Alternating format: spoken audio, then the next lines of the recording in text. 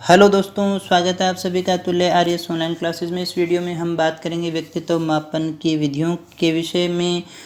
इससे पीछे की वीडियो में हम व्यक्तित्व के प्रकार, व्यक्तित्व का अर्थ, व्यक्तित्व की विशेषताएं, परिभाषाएं और व्यक्तित्व को प्रभावित करने वाले कारक को पढ़ चुके हैं। अगर आपने वो वीडियो नहीं देखी हैं तो प्लेलिस्ट में जाकर के उन्हें ज़रूर देख लीजिएगा। तो चलिएगा देखते हैं व्यक्तित्व मापन की विधियाँ कौन कौन सी हैं। अध्ययन की दृष्टि से जो है व्यक्तित्व की मापन की विधियों को हम सामान्यतः 3 भागों में बांट करके किया करते हैं। पहली जो विधि है वो प्रक्षेपी विधि होती है, दूसरी अप्रक्षेपी विधि और तीसरी मनोविश्लेषणात्मक विधियां होती हैं। हम इनको इसी प्रकार से पढ़ने वाले हैं। फर्स्ट चैप्टर के अंदर हम प्रक्षेपी विधियों को पढ़ेंगे, दूसरे में अप्रक्षेपी विधियों को देखेंगे और तीसरे के अंदर मनोविश्लेषणात्मक विधियों की बात करेंगे। जो अप्रक्षेपी विधियां हैं उन्हें भी हम 2 भागों में बांट सकते हैं। एक तो आती हैं आत्मनिष्ठ विधियां और दूसरी आती हैं वस्तुनिष्ठ विधियां। तो सबसे पहले हम बात करेंगे इस वीडियो के अंदर प्रक्षेपी जो विधियां हैं उनके विषय में। यहाँ हम बात करने वाले हैं रोरशाह का शाही दबाव परीक्षण के विषय में, प्रसंगात्मक बोध परीक्षण के विषय में, बाल प्रसंगात्मक बोध परीक्षण के विषय में, वाक्य पूर्ति या कहानी पूर्ति के विषय में, शब्द साहचर्य के विषय में। साथ ही हम देखेंगे खेल और नाटक विधि क्या है। इसके अलावा हम चित्र निराशय विधि और अभिव्यक्ति परीक्षण विधि हैं उनके विषय में भी बात करेंगे। दोस्तों, जो भी प्रक्षेपी विधियां हो सकती हैं उन सभी विधियों की हम यहाँ बात करने वाले हैं जो परीक्षा की दृष्टि से बहुत ही ज़्यादा महत्वपूर्ण है। सबसे पहले हम प्रक्षेपी विधियां क्या हैं इसके अर्थ को जान लेते हैं। और उससे पहले हम बात करें कि सिगमंड फ्रॉयड जो एक मनोविश्लेषणवादी थे, उन्होंने प्रक्षेपण शब्द का सबसे पहले प्रयोग किया था। सबसे पहले प्रयोग करने वाले कौन थे? सिगमंड फ्रॉयड थे, मनोविश्लेषणवादी थे। उन्होंने प्रक्षेपण शब्द का जो प्रयोग है वो सबसे पहले किया था। और अगर हम प्रक्षेपण के अर्थ की बात करें कि प्रक्षेपण का अर्थ क्या होता है, तो इसको सबसे आसान शब्दों में हम इस प्रकार से समझेंगे कि जब जो व्यक्ति है अपनी बातों या अपने विचारों को या अपनी अभिव्यक्तियों को खुद नहीं बताता, बल्कि वो अन्य किसी उद्दीपक या पदार्थ के माध्यम से अपने संवेगों को व्यक्त करता है, तो हम उसे प्रक्षेपण कहते हैं। यानी जब व्यक्ति या बालक है अपने मन की भावनाओं को किसी चित्र या उद्दीपन के द्वारा वो व्यक्त किया करता है, तो हम उसे प्रक्षेपण कहते हैं। देखिएगा क्या कहा हमने, विचारों व अभिव्यक्तियों को स्वयं न बताकर किसी अन्य उद्दीपक या पदार्थ के माध्यम से बताता है तो प्रक्षेपण कहते हैं हम इसे। प्रक्षेपण विधियों की सबसे महत्वपूर्ण विशेषता या उपयोगिता यही है कि इसके द्वारा हम अचेतन मन का अध्ययन किया करते हैं। दोस्तों, प्रक्षेपण विधियों का अगर आपसे पूछा जाए हम उपयोग किस लिए करते हैं, तो अचेतन मन के बातों को जानने के लिए हम इसका उपयोग करते हैं। इसके द्वारा हम उन बातों को भी जान सकते हैं जिन बातों को व्यक्ति खुद नहीं जानता है। दोस्तों, जिसको खुद भी नहीं जानता, वे बातें जो हमारे अचेतन मन में स्टोर हैं वो बातें भी इस विधि के द्वारा जानी जा सकती हैं। जो प्रक्षेपी विधियां हैं वो हमेशा एसआर थ्योरी पे चलती हैं, यानी कि हम उसको एक उद्दीपक देंगे जिसकी हमें परीक्षण करना है और उस उद्दीपक के प्रति जो अनुक्रिया की जाती है उस अनुक्रियाओं को नोट करके हम अध्ययन करने का प्रयास किया करते हैं। दोस्तों, और जो परीक्षण निकलेगा वो परीक्षण अचेतन मन से ज़्यादा संबंधित होता है। अचेतन मन की भावनाओं को जानने के लिए हम इसका उपयोग किया करते हैं। तो देखते हैं कौन कौन सी हैं प्रक्षेपण की जो प्रमुख विधियां हैं। तो पहली विधि की बात करें तो यहाँ हम देखेंगे रोरशाह का शाही दब्बा परीक्षण। रोरशाह मसी लक्ष्य परीक्षण भी इसको कहते हैं। इंग्लिश में इसे हम इंक ब्लॉट टेस्ट के नाम से भी जानते हैं। अगर आपसे पूछे इसका निर्माण किसने किया था, तो इसका निर्माण तो नाम में ही दिया हुआ है। हरमन रोरशाह ने इस विधि या इस परीक्षण का निर्माण किया था। और कब किया था, तो इसका निर्माण उन्होंने किया था 1921 के अंदर। हरमन रोरशाह ने रोरशाह शाही दब्बा परीक्षण का निर्माण किया था। इस परीक्षण में क्या होता है, इस परीक्षण में दोस्तों 10 कार्ड होते हैं। 10 कार्डों के ऊपर शाही के धब्बे बने होते हैं। हालांकि वो किसी भी प्रकार के चित्र नहीं होते हैं, लेकिन शाही के धब्बे होते हैं। तो यहाँ याद रखने वाली बात यह है कि 5 कार्डों पर जो हैं ब्लैक एंड वाइट यानी काले और सफ़ेद शाही के धब्बे होते हैं। 2 कार्डों पर सफ़ेद लाल और काले, यानी काले और सफ़ेद तो है ही है, बीच में लाल को और डाल दो, और बाकी जो 3 कार्डों पर हैं विभिन्न रंगों के धब्बे होते हैं। इस प्रकार कुल 10 कार्ड हैं जो बालक को बार बार दिखाए जाते हैं, और उन कार्डों को दिखाने के बाद में जो भी प्रतिक्रिया जो बच्चा देता है, जो कुछ वो बताता है, उसको नोट किया जाता है और उसी आधार पर उसका विश्लेषण भी किया जाता है। रोर्शा मानते थे कि व्यक्ति का जो व्यवहार है वो चेतन से अचेतन पर अवलंबित रहता है। अर्थात हम ऐसा कहेंगे कि व्यक्ति कोई भी कार्य सहज रूप से कर लेगा यदि उसका संबंध उसके अचेतन मन के साथ में है। अगर किसी बालक की या किसी व्यक्ति की कोई अभिव्यक्ति सहज दिखाई दे रही है तो आप ये मान लीजिएगा कि उसका जो संबंध है वो अचेतन मन से है। ये जो परीक्षण है ये किसी भी आयु वर्ग के बालक पर किया जा सकता है दोस्तों। इसको हम किसी भी आयु वर्ग के बालक के ऊपर यूज़ कर सकते हैं। टीनेजर्स यानी किशोरावस्था के बालकों के लिए विशेषता उपयोगी है। 13 से 19 वर्ष के जो बालक हैं उनके लिए इसका उपयोग किया जाता है दोस्तों। परीक्षार्थी ने जो कुछ बताया, जो कुछ उसमें चित्र में देख करके प्रकट किया, उसमें विश्लेषण करते समय हम सामान्यतः 4 बातों का ध्यान रखते हैं। वो 4 बातें कौन सी आपसे पूछी जा सकती हैं? एक तो है स्थान, दूसरा है गुण, तीसरा है विषय और चौथा है समय। इन चारों के विषय में बात की जाती है। जैसे बालक यदि संपूर्ण दब्बों को ध्यान में रखते हुए यानी पूरा दब्बा देख करके प्रतिक्रिया व्यक्त करता है तो हम उसका तात्पर्य लेंगे कि जो बालक है वो सैद्धांतिक व्यक्ति है, व्यवहारिक व्यक्ति नहीं है, क्योंकि उसने पूरे दब्बे को देखा है। यदि परीक्षार्थी किसी आंशिक भाग को यानी किसी एक भाग को देख रहा है, मतलब पूरे चित्र को न देख करके किसी एक छोटे से भाग से वो किसी चित्र को बता रहा है कि इसमें इस प्रकार की तस्वीर दिखाई दे रही है, हालांकि उसमें कोई तस्वीर होती नहीं है, सिर्फ हमें प्रतीत होती है जो बालक बताता है। अगर वो आंशिक भाग को देख करके प्रतिक्रिया कर रहा है तो इसका तात्पर्य हम ये लेंगे कि छोटी छोटी और अनावश्यक बातों की तरफ ही वो ज़्यादा ध्यान देता है, न कि वो उसकी जो मानसिकता है वो बहुत ज़्यादा ब्रॉड है या बहुत ज़्यादा व्यापक है। अब ये भी देखा जाता है कि जो चित्र उसने जो बताया उसका गुण क्या है, उसका सब्जेक्ट क्या है। यदि बालक जो है पेड़ पौधों को पसंद करता है तो पेड़ पौधों का प्रेमी हो गया, प्रकृति प्रेमी हो गया। इसके अलावा अगर वो कलर के प्रति प्रतिक्रिया देता है तो उसमें संवेग बहुत ज़्यादा होते हैं। तो इस प्रकार जैसा भी उसने बताया, जैसा उसने वर्णन किया, उन्हीं के विश्लेषण के आधार पर जो है व्यक्तित्व का परीक्षण किया जाता है। 4 बातों का मुख्यतः इसमें ध्यान रखा जाता है, स्थान, गुण और समय। तो देखिएगा चित्र किस प्रकार के थे। ये 10 प्रकार के जो कार्ड थे, यहाँ आप चित्र में उनको देख सकते हैं। 10 कार्ड हैं, 5 ब्लैक एंड वाइट थे और 5 जो थे कलर थे। 5 के अंदर जो था पूरी तरह से ब्लैक एंड वाइट, 2 के अंदर रेड भी था, ब्लैक भी था और वाइट भी था। बाकी जो 3 कार्ड थे वो कलरफुल थे। इनमें कोई चित्र है नहीं लेकिन उसको प्रतीत होता है, उसी आधार पर जो है वो निष्कर्ष हम निकालते हैं।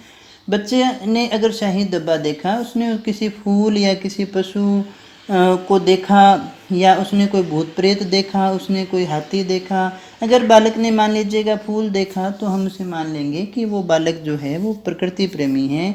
और अगर उसने पशु पक्षी की आकृति देखी तो वो पशु पक्षी प्रेमी है। और अगर उसने कोई भूत प्रेत या इस प्रकार की डरावनी आकृति देखी तो ये माना जाता है कि जो बालक है वो भयभीत होने वाला बालक है, उसको बार बार किसी चीज़ का भय आता रहता है। इस विधि का जो प्रयोग है वो परीक्षार्थी के ज्ञानात्मक, क्रियात्मक और भावात्मक सभी पक्षों को जानने के लिए किया जाता है। साथ ही यदि मानसिक रोगों का निदान उपचार करना हो तो भी हम इसका उपयोग कर सकते हैं। दोस्तों एक बात याद रखिएगा, प्रक्षेपी जो विधियां हैं अचेतन मन से संबंधित होती हैं और मानसिक रोगों के अंदर अचेतन मन का सबसे बड़ा योगदान होता है। तो अधिकतर मानसिक रोगों के अंदर इसी विधि का उपयोग किया जाता है, इन्हीं विधियों का उपयोग किया जाता है।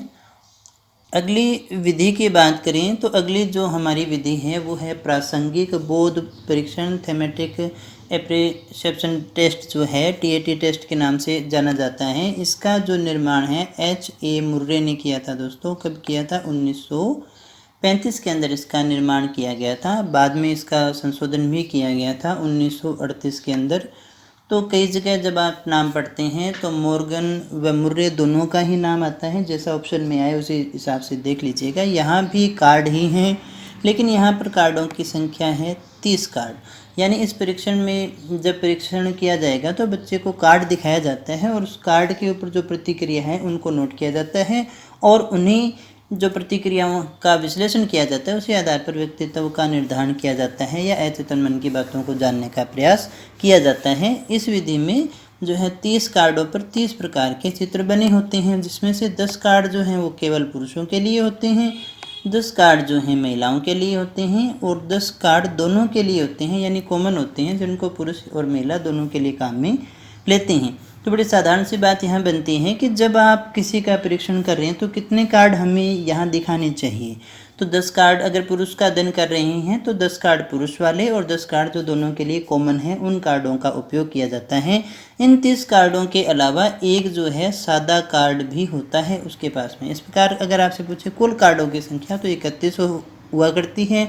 व्यक्ति को चित्र दिखाकर कहानी या जो भी उसके दिमाग में आता है वो लिखने के लिए कहा जाता है। कम से कम 20 कार्ड पर कहानी लिखवाई जाती है दोस्तों। 20 कार्ड उसको दिखाए जाते हैं। ये जो परीक्षण है वो 2 पारियों में संपन्न होता है। पहली पारी में 10 कार्ड और दूसरी पारी में 10 अंतिम कार्ड उसको दिखाए जाते हैं और सबसे लास्ट के अंदर एक सादा कार्ड होता है। 31वां जो कार्ड है सादा कार्ड होता है, उस कार्ड को दिखाया जाता है और परीक्षार्थी जो भी कुछ भी लिखता है चित्र देख करके पूछा जाता है कि ये क्या है, इसमें क्या हो रहा है। इसमें कोई विशेष टाइम लिमिट की बाध्यता नहीं है, कितने मिनट में उसको अभिव्यक्ति करनी है ऐसा इसमें कुछ भी नहीं आता। ये जो परीक्षण है वो व्यक्तिगत रूप से भी हम काम में ले सकते हैं और सामूहिक रूप से भी काम में ले सकते हैं, यानी एक व्यक्ति का भी किया जा सकता है और एक ग्रुप में बैठा करके भी सबको एक साथ भी आप उनको प्रोजेक्टर पर ये चित्र दिखा सकते हैं और उनका टेस्ट जो है कर सकते हैं। अगर आयु की बात करें तो 14 वर्ष से अधिक आयु के बालकों के लिए इसका प्रयोग किया जाता है, उन्हीं के लिए ये विशेष उपयोगी है। इन कार्डों को जब बालक को दिखाया जाता है तो परीक्षार्थी जो है अधिकतर अपने आप को चित्र का पात्र मान लेता है। फिर उसके बाद में जो वो वर्णन करता है वो सामान्यतः उसी प्रकार का वर्णन करता है जो वो खुद फील कर रहा होता है। इस प्रकार के उसमें कुछ कार्ड होते हैं जिनके ऊपर कहानी लिखने के लिए कहा जाता है, जिसमें से वो खुद को अपना एक पात्र मान लेता है, अपने आप को पात्र मान करके अभिव्यक्त करता है। इस परीक्षण से हम बालक की जो है सामाजिक और व्यक्तिगत संबंधों की जानकारी ले सकते हैं। ये प्रौढ़ यानी 14 साल से अधिक वाले बालकों के लिए ज़्यादा उपयोगी होता है दोस्तों। अगली विधि की बात करें तो अगली विधि आती है बाल प्रसंगात्मक बोध परीक्षण। ये उसी प्रकार का टेस्ट है जैसा कि टेट था, बस इसका जो उपयोग है वो बच्चों पे किया जाता है, छोटे बच्चों के लिए है। 3 से 11 वर्ष के जो बालक हैं उनके लिए इसका उपयोग किया जाता है। अगर आपसे पूछे इसका निर्माण किसने किया था तो इसका निर्माण लियोपोल्ड बेलक ने 1948 में इसका निर्माण किया था। अर्नेस्ट क्रिस ने भी इसमें योगदान दिया था दोस्तों। इस परीक्षण में 10 कार्ड होते हैं, जहां टेट के अंदर 30 + 1 कार्ड था, यहाँ पर 10 कार्ड होते हैं और बच्चों को जानवर ज़्यादा अच्छे लगते हैं इसलिए इस पर जानवरों के ही चित्र होते हैं। बालक को चित्र दिखाकर कहानी लिखने के लिए कहा जाता है। काफ़ी हद तक उसी प्रकार का टेस्ट है, बस यहाँ पर जो चित्र हैं वो बालक के अनुरूप रखे गए हैं। ये परीक्षण भी आप सामूहिक और व्यक्तिगत रूप से दोनों रूप से काम में ले सकते हैं। 3 से 11 वर्ष के लिए ये बहुत ज़्यादा उपयोगी है। इससे हम बालक की रुचि, समस्या, व्यवहार को माप सकते हैं और उसके व्यक्तित्व का परीक्षण कर सकते हैं। इस प्रकार के देखिए जानवरों के चित्र वहाँ आते हैं जिनसे अध्ययन किया जाता है। भारत में अगर आपसे पूछा जाए तो इस प्रकार का जो प्रयोग है वो डॉक्टर उमा चौधरी ने किया था। ऐसे ही कुछ चित्र बनाए थे और टेस्ट करने का प्रयास किया था। जैसे मान लीजिएगा कोई एक बालक है जिसको गाय का चित्र हम दिखाते हैं और उसके बाद में उससे कुछ पूछा जाता है, लिखने के लिए कहा जाता है। अब वो जो प्रतिक्रिया में कहता है उसी के आधार पर निष्कर्ष निकालते हैं। जैसे मान लीजिएगा उस बालक ने कहा कि गाय हमारी माता है, गाय से हमें काफ़ी उपयोगी चीज़ें प्राप्त होती हैं, हमें गाय पालनी भी चाहिए और उसकी रक्षा भी करनी चाहिए। तो इससे हमें ये पता चलता है कि वो जो बालक है उसमें नैतिकता है और वो चीज़ों की उपयोगिता को जानता है। जबकि वही चित्र किसी दूसरे बालक को दिखाया जाए और अगर वो ये कह दे कि गाय तो बहुत ज़्यादा गंदगी फैलाती है, बदबू आती है, तो हमें इसे घरों में नहीं रखना चाहिए, तो हम ये मान लेंगे कि ऐसा जो बालक है उसमें नैतिकता का अभाव है और उसमें असामाजिक तत्वों की प्रधानता ज़्यादा है, उसमें कुछ असामाजिक तत्व मौजूद हैं, वो एक सामान्य बालक की श्रेणी में नहीं आता है। अगर इस प्रकार की बात अगर बालक करता है तो अगले टेस्ट की हम बात करें तो वो आता है वाक्य पूर्ति या कहानी पूर्ति विधि। इस विधि का जो निर्माण है वो पाइन तथा टेंडलर ने किया था, 1930 में किया था। भारत में इस तरह का जो टेस्ट का निर्माण करने का प्रयास किया था विश्वनाथ मुखर्जी थे, उन्होंने इस प्रकार के टेस्ट का निर्माण करने का प्रयास किया था। और इसमें होता क्या है, आपके सामने कुछ अधूरे वाक्य रखे जाते हैं जिन्हें आपको पूरा करना होता है और जो आप बताएंगे उसी आधार पर फिर निष्कर्ष निकाल लिया जाता है। जैसे आपसे पूछा जाए, उदाहरणार्थ है, मुझे बहुत अच्छा लगता है जब, अब इस वाक्य को आपको पूरा करना है। मुझे बहुत बुरा लगता है जब, अब खाली स्थान आपको भरने होते हैं। फेवरेट जो मूवी है, फेवरेट बुक है, ये जो सारी चीज़ें हैं उसी आधार पर आपके व्यक्तित्व का आकलन किया जाता है कि आप किस प्रकार के व्यक्ति हैं और उसी आधार पर निष्कर्ष निकाल लिया जाता है। अगला जो हमारा टेस्ट आता है वो है स्वतंत्र शब्द साहचर्य परीक्षण। इस टेस्ट का जो निर्माण है वो गाल्टन ने किया था, 1879 के अंदर किया था। इन्होंने 75 शब्दों की एक सूची तैयार की थी। उन शब्दों को बालक के सामने या जिसका टेस्ट करना है उसके सामने रखा जाता था और उन शब्दों के ऊपर जो प्रतिक्रिया होती थी उनको नोट करके उनका अध्ययन किया जाता था और व्यक्तित्व का परीक्षण किया जाता था। 1904 के अंदर युंग ने भी इसी प्रकार के टेस्ट का निर्माण किया और उसने जो शब्दों को लिया उनकी संख्या थी 100। तो इस विधि में शब्दों की सहायता से ही व्यक्तित्व का निर्धारण किया जाता है, इसलिए हम शब्द साहचर्य विधि हम इसको कहते हैं। यह व्यक्तित्व मापन के तो काम आती ही आती है, इसके अलावा मानसिक इलाजों के लिए भी, मानसिक रोगों के इलाज के लिए भी हम इसका उपयोग करते हैं। अगली विधि की हम बात करें तो अगली विधि है खेल एवं नाटक विधि। इस विधि में जो बालक की अभिव्यक्ति होती है उसी आधार पर अचेतन मन की बातों का पता हम लगाते हैं और व्यक्तित्व का मापन हम करते हैं। यहाँ हम दो प्रकार से हम देख सकते हैं कि एक तो बालक को कौन सा खेल पसंद है, उसको अगर शतरंज का खेल पसंद है, अगर उसको बॉक्सिंग पसंद है, अगर उसको भागना पसंद है, दौड़ना पसंद है, तो या फिर पेंटिंग बनाना पसंद है, जिस प्रकार के भी उसको खेल पसंद है, जिस प्रकार के उसको कार्य पसंद है, उन्हीं आधार पर हम उसके व्यक्तित्व का आकलन करते हैं। दूसरी हम बात करें जो वो नाटक है, नाटक के अंदर उसको रोल करने के लिए कहा जाए तो वो कौन से रोल को करना पसंद करेगा। अगर रामलीला के अंदर वो राम बनना चाहता है तो राम जैसे गुण उसके अंदर मौजूद है, और अगर वो रावण बनना चाहता है तो रावण के जैसे ही गुण उसके अंदर मौजूद हैं। अगर देखिए बालक शतरंज का खेल खेल रहा है तो शतरंज जो गेम है वो एक प्रकार से मानसिक गेम है, यानी उसकी मानसिक योग्यता अच्छी है ऐसा हम अनुमान लगाते हैं और उसके व्यक्तित्व का जो है निर्धारण हम इस विधि के द्वारा किया करते हैं। अगली जो विधि है हमारी वो है अभिव्यक्ति परीक्षण विधि। इसमें नाम आप विशेषता याद रखेंगे, मेकोवर का नाम आता है जो इसके प्रवर्तक माने जाते हैं।